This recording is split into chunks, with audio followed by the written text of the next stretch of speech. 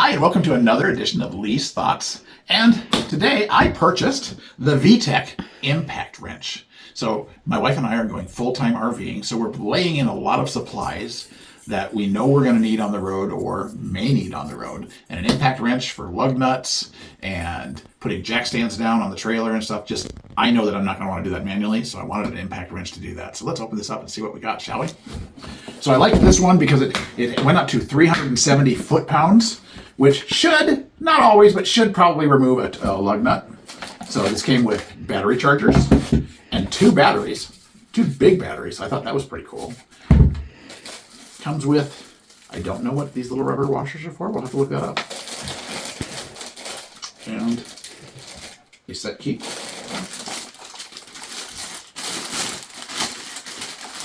And, okay, so we'll put that on there. And you know what we're going to do? Just to show you how this works, we're going to go out to the RV itself and twist a jack. How about that? Here we are out at the RV, and I'm just going to do a quick little example of what I'm going to use this for in the RV. So, adjusting the jacks here.